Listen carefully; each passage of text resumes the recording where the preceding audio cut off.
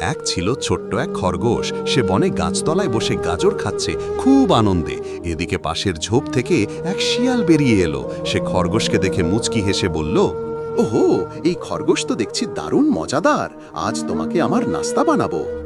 শিয়ালের কথা শুনে খরগোশ বলল, আচ্ছা শোনো শিয়াল ভাই, আগে একটা দৌড় হোক, কে কাকে খাবে সেটা পরে ঠিক হবে।